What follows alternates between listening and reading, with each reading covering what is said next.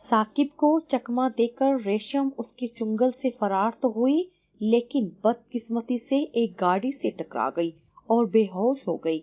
जब उसे होश आया तो गाड़ी की मालकन उसे अपने घर ले गई और अपने पास रख लिया। वो औरत रेशम से बहुत मोहब्बत करने लगी और उसे अपने घर का हिस्सा बना लिया। उसका बेटा हमजा भी रेशम के हुस्न का दीवाना हो गया। लेकिन उस वक्त रेशम पर कयामत गुजरी जब हमजा की बर्थडे पार्टी पर उसकी मुलाकात हमजा के मामू। उसकी एक चीख फिजा में बुलंद होने के बाद किसी गहरे सन्नाटे की तरह खामोशी छा गई। रेशम तेज रफ्तार गाड़ी से बुरी तरह टकरा कर गिर गई। वो शदीद जख्मी हालत में भी खड़े होने की भरपूर कोशिश कर रही थी ताकि साकिब के चुंगल से बच सके, मगर लाख कोशिशों के बावजूद उसके लड़खड़ाते कदम उसका बिल्कुल भी साथ नहीं दे रहे थे। वो चकराकर फिर से गिर गई। उसी लम्हे खटाक से गाड़ी का दरवाजा खुला और गाड़ी से ड्राइवर और एक उम्र रसीदा खातून बाहर आई।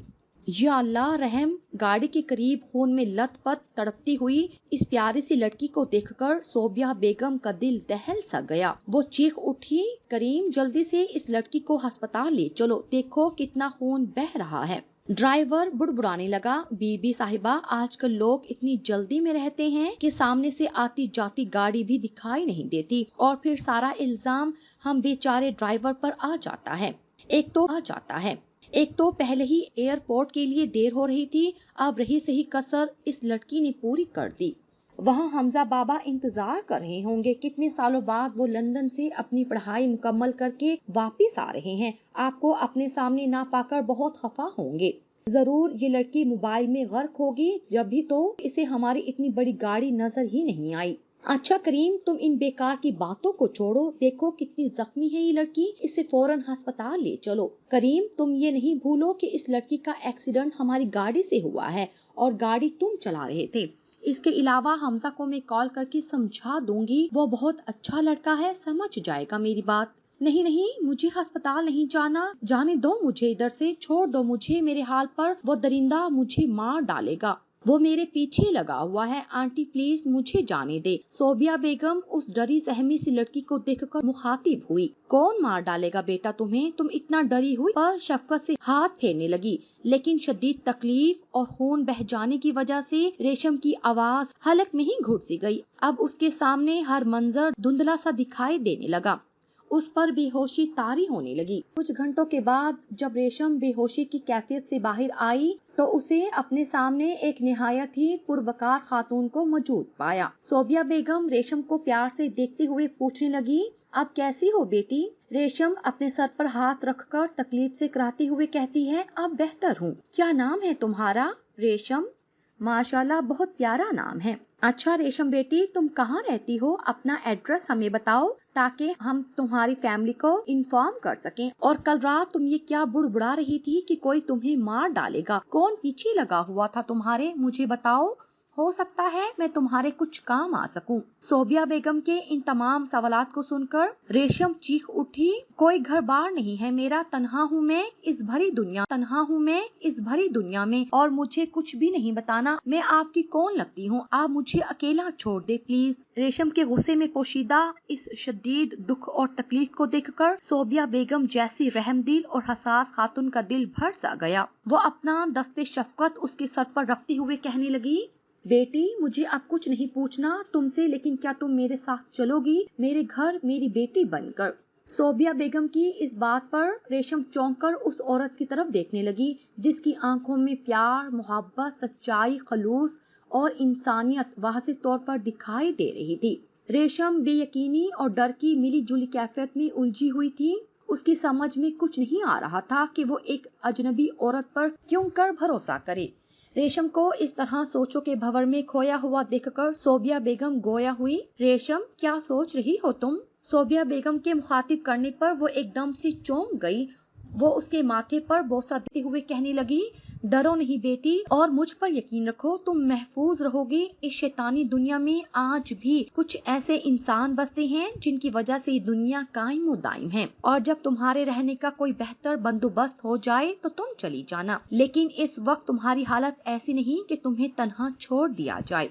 सोबिया बेगम के इस प्यार भरे जुमले ने इस टूटी हुई प्यारी सी लड़की को तड़पा कर रख दिया। हालात से सताई हुई हव्वा की ये बेटी झट से सोबिया बेगम से लिपट गई और जोर जोर से रोने लगी। सोबिया बेगम की गाड़ी निहायत ही खूबसूरत वसी और अरीज बंगले में दाखिल हुई। रेशम की आंखें इस आलीशान महल नुमा घर को देखकर हैरत से फटी की फटी रह गई। कितार में खड़ी एक से बढ़कर एक गाड़ियां, खूबसूरत हरा भरा लॉन और उसमें बेतहाशा खूबसूरत रंग बिरंगे फूल जिसकी खुशबू से उसकी रूह तक महक उठी। उसने अपनी जिंदगी में कभी इतना बड़ा घर नहीं देखा था। वो तो एक छोटे से घर में रहने वाली एक गरीब मगर खुददार लड़की थी। उसे तो ये सब कुछ ख्वाब सा महसूस हो रहा था। ड्राइवर ने गाड़ी का दरवाजा खोला। रेशम लड़खड़ाते कदमों के साथ गाड़ी को थामती हुई बाहर आई, लेकिन सोबिया बेगम रेशम को अपनी बाहों का मजबूत सहारा देते हुए घर के अंदर दाखिल हुई। सोबिया बेगम ने रेशम को सोफे पर बिठाया। रेशम बेसुध सी होकर बैठ गई। सोबिया बेगम ने अपनी मुलाजमा से कहा, साबरा, तुमने रेशम का कमरा तैयार कर दिया है? जी बीबी साहिबा, मैंने तो सुबह ही कर दिया था। इसी दौरान ब्लैक पैंट और ब्लू शर्ट में एक निहायत ही खूबरू नौजवान रेशम के सामने से आता हुआ दिखाई दिया। शानदार शख्सियत का मालिक ये लड़का निहायत गर्मजोशी के साथ सोबिया बेगम से मिलने लगा। सोबिया बेगम उसे मोहब्बत से चमकाते हुए कहने लगी, सॉरी बेटा, मैं तुम्हें एयरपोर्ट लेने नहीं आ सकी। कोई बात नहीं मम्मा, मैं समझ सकता हूँ। जीते रहो बेटा, मुझे तुमसे यही उम्मीद।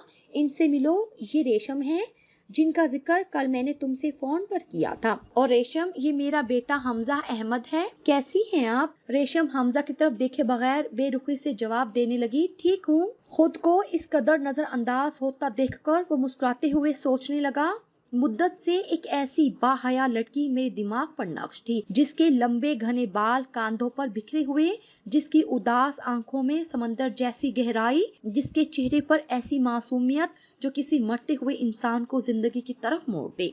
रेशम, तुम अभी तक तैयार नहीं हुई? सब मेहमान भी आ चुके हैं। रेशम न जाने किन ख्यालात में मगन दुनिया की रंगीनियों से बेनियाज छत को घूरे जा रही थी। सोबिया बेगम की आवाज पर बुरी तरह चौंक सी गई। जी वो मैं क्या रेशम, मैंने तुम्हें बताया भी था ना कि आज हमजा की सालगिरह है। सॉरी आंटी, मैं नहीं आ सकूंगी। लेकिन क्यों? मुझे ये रंग बिरंगी दुनिया अच्छी नहीं लगती।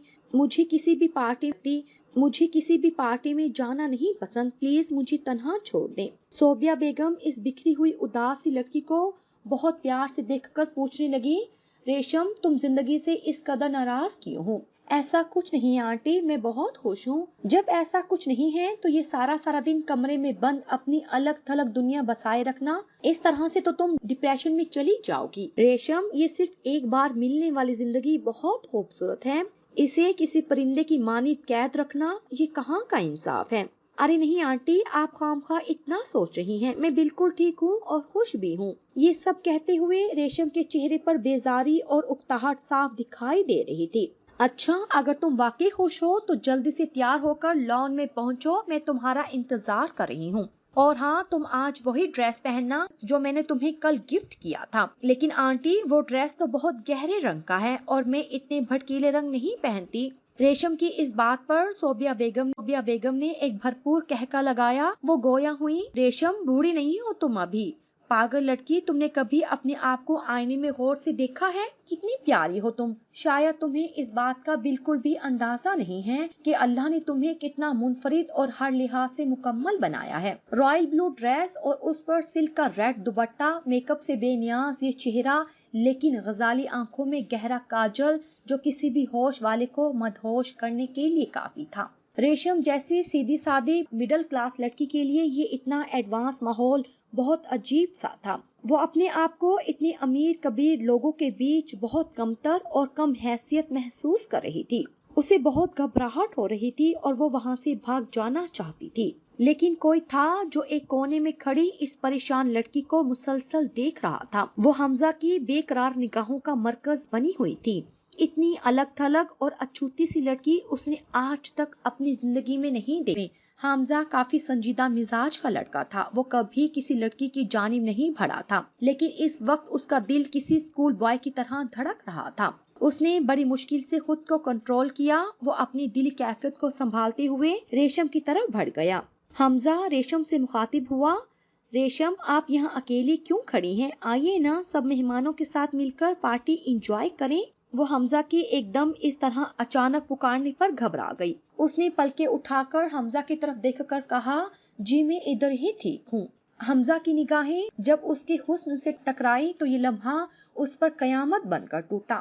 وہ سکتے کی کیفیت میں تھا۔ اس لڑکی کی آنکھیں اتنی حسین تھی کہ اس نے اپنی پوری زندگی میں اتنی خوبصورت آنکھیں نہیں دیکھی تھی۔ اب اسے اپنے دل پر قابو پانا ناممکن سا نظر آ رہا تھا۔ وہ حیران تھا یہ سوچ کر کہ کوئی لڑکی سادگی میں بھی اتنا غضب ڈھا سکتی ہے۔ اس کا چہرہ، اس کے گلابی گال اور سب سے بڑھ کر اس کی شرم سے اٹھتی جھکتی آنکھیں، ان پر سب کچھ قربان کیا جا سکتا تھا۔ ریشم نے بھی حمزہ کی اس محویت کو محسوس کر لیا تھا، اس لیے اس نے وہاں سے جانا بہتر سمجھا۔ حمزہ کی برتھ ڈے پارٹی عروج پر تھی۔ صوبیہ بیگم ریشم کو بالکل بھی اس بات کا احساس نہیں ہونے دے رہی تھی کہ وہ اس ماحول میں بالکل اکیلی ہے۔ وہ اپنے ملنے جلنے والوں سے اس کا تعارف کچھ اس طرح سے کروا رہی تھی جیسے وہ ان کے ہی گھر کا اہم فرد ہو۔ جو کوئی بھی اس لڑکی سے ملتا وہ اس کے بھولے پن، سادگی اور اخلاق کا گرویدہ ہوا جا رہا تھا۔ اس قدر محبت، اہمیت اور اپنائیت پا کر وہ بہت مسرور دکھائی دے رہی تھی، لیکن اس کی زندگی میں شاید خوشی کے یہ پل بس کچھ ہی لمحوں کے لیے آئے تھے۔ ریشم پر جیسے قیامت ٹوٹ پڑے جب صوبیہ بیگم نے اس کا تعارف اپنے بھائی سے کروایا۔ ریشم، ان سے ملو، یہ میرا بہت ہی پیارا اور جان سے عزیز بھائی ثاقب ہے۔ ثاقب کو دیکھ کر ریشم کا رنگ ایک دم سے اڑ گیا، اس پر کپ کپی کی کیفیت طاری ہو گئی۔ ایسا معلوم ہو رہا تھا اس کے پیروں تلے زمین کھسک گئی ہو۔ وہ لٹکھڑا کر گرتے گرتے بچی۔ ریشم کو اس طرح اچانک اپنے اتنے قریب پا کر ثاقب کی آنکھیں خوشی اور حیرت سے چمک اٹھی۔ ثاقب کافی دیر سے گھات لگائے بیٹھا تھا کہ کب ریشم اسے تنہا ملے اور وہ کسی خونخوار جانور کی طرح اس پر جھپٹ پڑے۔ وہ پاگل کتے کی طرح اپنے کمرے میں ادھر سے ادھر ٹہل رہا تھا۔ اسی شش و پنج کی کیفیت سے دو چار وہ اپنی جیب سے سگریٹ نکالتا اور لائٹر کی مدد سے سگریٹ سلگاتا اور لمبے لمبے کش لگاتا۔ وہ پریشانی کے عالم میں سگریٹ کا دھواں منہ سے باہر نکالتے ہوئے سوچتا کہ کس طرح وہ اپنی بہن اور حمزہ کی نظروں سے بچتا بچاتا ریشم کے کمرے تک جا پہنچے۔ یہ سب سوچتے ہوئے وہ اپنے کمرے کی کھڑکی سے باہر کی طرف جھانکنے لگا، جہاں صوبیہ بیگم اور حمزہ برتھ ڈے پارٹی ختم ہونے کے بعد لان میں بیٹھے گرما گرم کافی کی چسکیاں لے رہے تھے۔ وہ دونوں کو دیکھ کر نہایت غصے میں سوچنے لگا کہ یہ سب کیسے مزے کر رہے ہیں اور میں اپنی جانے من کے بغیر ادھر اکیلا سڑ رہا ہوں۔ اب اس کا ایک لمحہ بھی ریشم کے بغیر رہنا محال ہو رہا تھا۔ آخر کار کافی سوچ بچار کے بعد وہ اس نتیجے پر پہنچا کہ چاہے کچھ بھی ہو جائے وہ آج کی رات ریشم کے کمرے میں لازمی جائے گا اور اپنے بھیانک منصوبے میں ضرور کامیاب ہوگا۔ یہ سوچتے ہوئے وہ اٹھا اور سلگتی ہوئی سگریٹ بجھا کر ڈسٹ بن میں پھینکی اور چھپتا چھپاتا ریشم کے کمرے میں دبے پاؤں داخل ہو گیا۔ کمرے میں پہنچ کر ثاقب نے دروازہ اندر سے لاک کر لیا۔ کمرے میں اندھیرا ہونے کی وجہ سے اسے کچھ بھی ٹھیک سے دکھائی نہیں دے رہا تھا اور وہ اندازے سے آگے بڑھتا ہوا گرتا پڑتا بیڈ تک پہنچ گیا۔ سائڈ ٹیبل پر رکھا ہوا بے انتہا خوبصورت نیلی روشنی والا لیمپ ریشم کی طرف موڑ کر اسے غور سے دیکھنے کی کوشش کرنے لگا۔ کمبل میں لپٹی بے خبر سوئی ہوئی اس خوبصورت لڑکی کا مدہوش کر دینے والا کر اسے کچھ دیر تک جگانے کے قابل نہیں چھوڑتا، لیکن ایک دم اسے اس رات ریشم کا چکمہ دے کر بھاگ جانا، یہ سوچ کر اس نے کمبل میں دبک کر سوئی ہوئی ریشم کا کمبل تیش میں آ کر الٹ دیا۔ وہ انتہائی گھٹیا انداز میں کہکا لگانے لگا۔ اتنے خوفناک کہکے کی آواز پر گہری نیند میں سوئی ہوئی ریشم بوکھلا کر اٹھ گئی۔ ثاقب کو اس طرح اتنے قریب اپنے کمرے میں دیکھ کر اس کے منہ سے بے ساختہ چیخ بلند ہو گئی، لیکن دوسرے ہی لمحے ثاقب نے اس کے منہ پر مضبوطی سے اپنا ہاتھ رکھ دیا۔ ریشم بیچاری زخمی ہرنی کی طرح ڈری سہمی بے بسی کی حالت میں آنکھیں پھاڑ پھاڑ کر ادھر ادھر مچل رہی تھی۔ ثاقب نے اس کو یوں مچلتا ہوا دیکھ کر اس کے بال اپنی مٹھی میں دبا لیے تاکہ وہ پوری طرح سے اس بے قصور معصوم لڑکی کو ڈرا دھمکا سکے۔ جب ریشم کی سانس رکنے لگی اور وہ نڈھال سی پڑنے لگی تو تو اس حیوان نے اس کے منہ سے اپنا ہاتھ ہٹا دیا، لیکن ریشم کے بال اب بھی اس کی جکڑ میں تھے۔ بیچاری تکلیف سے کراتے ہوئے کہنے لگی، پلیز چھوڑ دو، میرے بال بہت درد ہو رہا ہے۔ شدت تکلیف سے اس کی آنکھوں سے آنسو جاری ہو گئے۔ کیسے دھوکا دے کر بھاگی تھی تو مجھے، کتنا پیار کرتا ہوں میں تجھ سے، کہاں کہاں کتے کی طرح نہیں ڈھونڈا میں نے تجھے، تو مجھے ملی بھی تو میری ہی بہن کے گھر۔ اب سچ سچ بتا، تو نے میری بہن کو کیا بتایا ہے میرے بارے میں؟ دیکھ کمینی، جھوٹ نہیں بولنا مجھ سے، سچ بتاؤ۔ یہ سب سن کر ریشم چلا اٹھی، ذلیل انسان، ابھی تک تو میں نے تیرا نام نہیں بتایا، لیکن آج اگر تو نے میری عزت کو تھوڑا سا بھی نقصان پہنچانے کی کوشش کی تو میں الف سے لے کر یہ تک تیری ساری پول پٹیاں تیری اس نیک سیرت بہن کو بتا دوں گی۔ 2 سیکنڈ لگیں گے بس تیری عزت کا جنازہ نکلنے میں۔ اب چھوڑ مجھے اور دفع ہو ادھر سے۔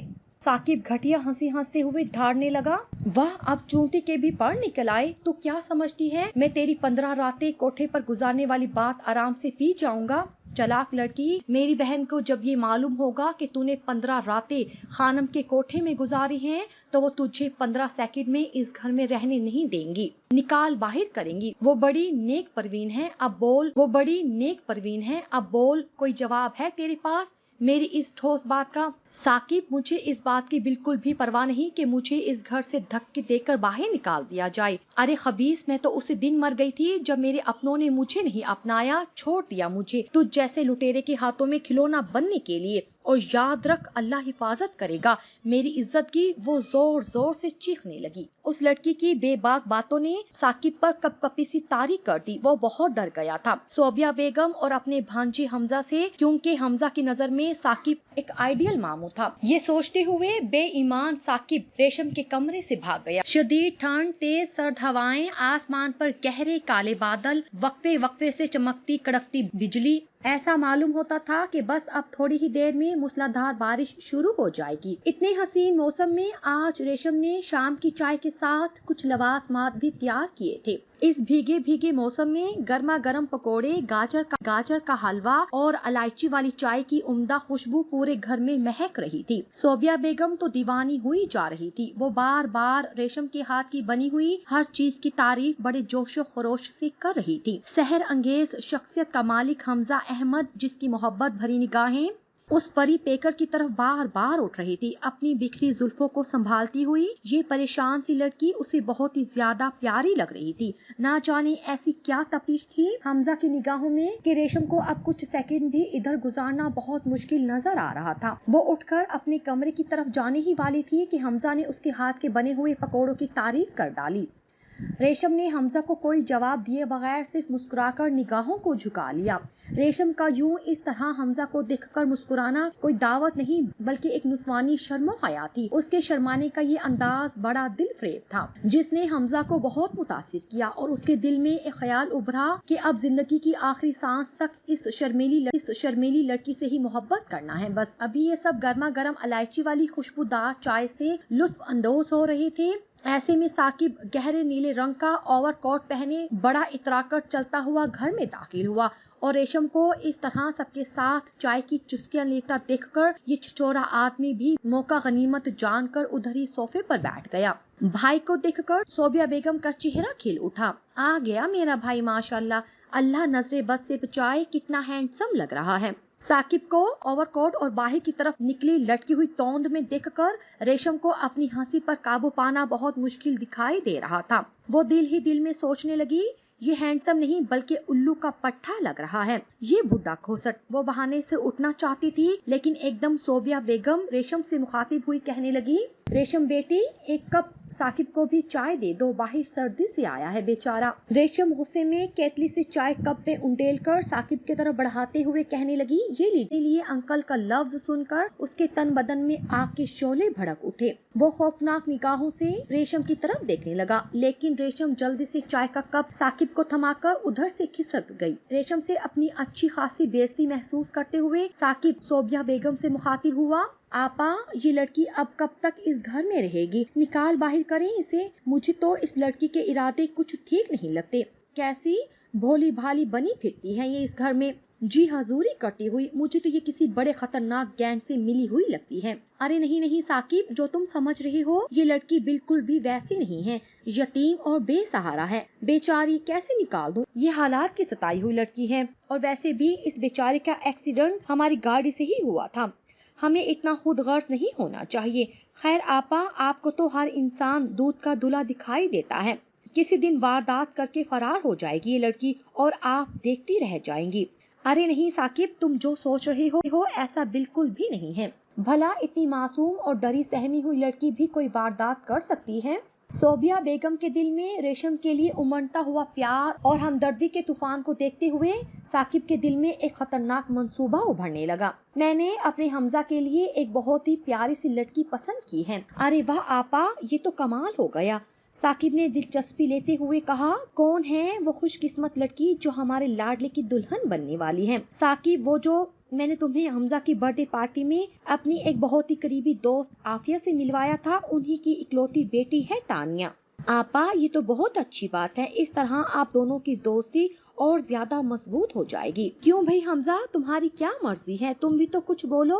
تمہاری زندگی کا اتنا اہم فیصلہ ہونے جا رہا ہے اور تم اس طرح منہ لٹکائے بیٹھے ہو. حمزہ, جو بہت دیر سے خاموشی کے ساتھ ان دونوں کی باتوں کو سن رہا تھا, یکدم سے دو ٹوک فیصلہ سناتے ہوئے بولا, ثاقب ماموں فی الحال ارادہ نہیں ہے. اس کے لہجے میں سخت بیزاری اور اکھڑا پن نمایاں تھا. ایسا معلوم ہوتا تھا حمزہ کو اس موضوع میں کوئی دلچسپی ہی نہیں ہے. ثاقب نے گہری نظروں سے حمزہ کی طرف دیکھتے ہوئے کہا, کیا بات ہے یار, شادی کا ارادہ نہیں ہے یا کوئی اور پسند ہے؟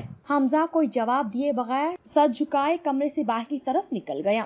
اپنے اکلوتے اور لاڈلے بیٹے کو اس قدر خاموش اور افسردہ دیکھ کر صوبیہ بیگم کو فکر لاحق ہو گئی. وہ ثاقب سے کہنے لگی, کیا ہو گیا ہے میرے بچے کو؟ آج سے پہلے تو میں نے اسے اتنا خاموش نہیں دیکھا. ثاقب, میری تو کچھ بھی سمجھ میں نہیں آ رہا. حمزہ شادی کی بات پر اتنا چپ کیوں ہے؟ اگر اسے کوئی اور لڑکی پسند ہے تو ہمیں بتائے, ہم اس کی پسند کا احترام کریں گے. لیکن اس طرح منہ لٹکائے کسی بھی بات کا جواب دیے بغیر اٹھ کر چلی جانا, یہ کہاں کی عقل مندی ہے؟ ثاقب پلیز تم حمزہ سے بات کرو, وہ تم سے بہت فری ہے. تم اس کے ماموں ہی نہیں بلکہ دوست بھی تو ہو.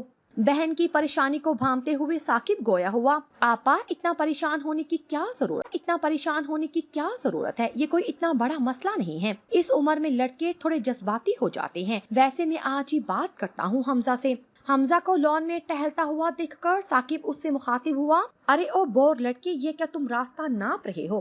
حمزہ اداس سی مسکراہٹ لبوں پر سجائے جواب دینے لگا, راستہ نہیں ناپ رہا, میں تو چہل قدمی کر رہا ہوں. ماموں, کیا کوئی کام تھا آپ کو مجھ سے؟ ہاں کام تو ہے تم سے بہت ضروری. چلو بیٹھ کر بات کرتے ہیں. کافی پیو گے تم حمزہ؟ نہیں, موڈ نہیں ہے میرا. ارے یار پی لو کافی, موڈ فریش ہو جائے گا تمہارا. ثاقب لازمہ سے کافی کا کہنے لگا.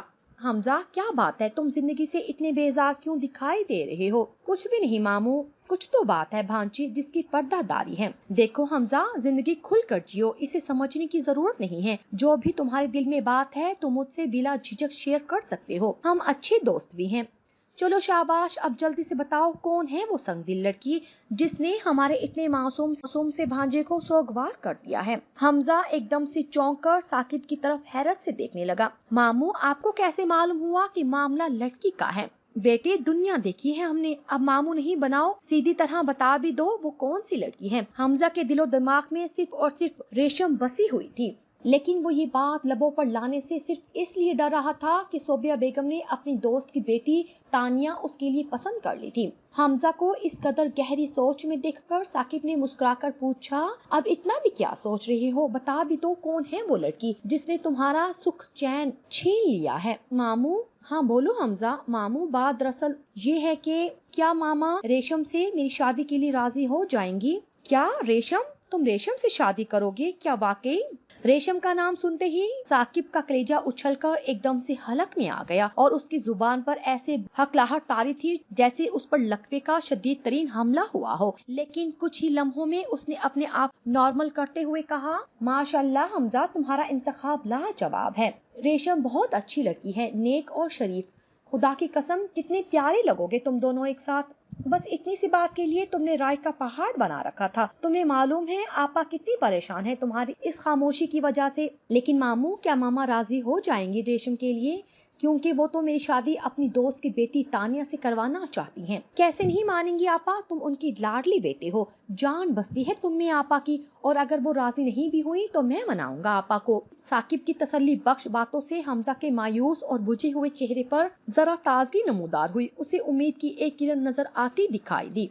रेशम को इस तरह अपने चुंगल से दूर जाता देखकर साकिब की उस वक्त बद से बदतरीन हालत थी। उसका बस नहीं चल रहा था कि वो किसी तरह रेशम को लेकर यहाँ से उड़नछू हो जाए। वो आज अपने आप को हारता हुआ महसूस कर रहा था। वो तो सोच भी नहीं सकता था कि उसका अपना भांजा उसका हरीफ बनकर उसके सामने खड़ा हो जाएगा। अपने मक्कार दिमाग से कुछ सोचने के बाद साकिब ने हमजा को खोजती हुई नजरों से देखते हुए पूछा, अच्छा हमजा, तुम मुझे एक बात बताओ। जी मामू पूछें। क्या तुमने अपनी इस दिली कैफियत का इजहार कभी रेशम से भी किया है, या इस यकतरफा मोहब्बत का बोझ तुम तन्हा अपने सीने में छुपाए फिर रहे हो?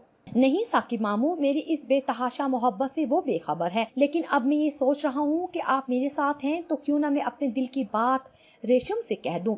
अरे नहीं नहीं हमजा, तुम ऐसी गलती हरगिज नहीं करना। लेकिन क्यों मामू, रेशम की मर्जी जानना भी तो जरूरी है। बिल्कुल जरूरी है हमजा, लेकिन तुम समझ नहीं रहे मेरी एक बात को। देखो बेटा, रेशम एक सीधी सादी सी मशरकी लड़की है, तुम्हारे इस तरह से इजहार मोहब्बत से भड़क भी सकती है। तुम समझ रहे हो ना मेरी बात, मैं हूँ ना तुम्हारे साथ। अब हर लम्हा तुम्हें गाइड करने के लिए पहले मुझे रेशम से बात कर लेने दो। इस तरह से अच्छा भी लगेगा कि तुमने घर के बड़ों को बीच में डालकर उसे प्रपोज किया है। बेटा तुम यकीन करो, रेशम के दिल में तुम्हारे लिए बेतहाशा इज्जत और एहतराम पैदा हो जाएगा। हाँ, इसके बाद तुम रेशम को अपने दिल की कैफियत से आगाह कर देना।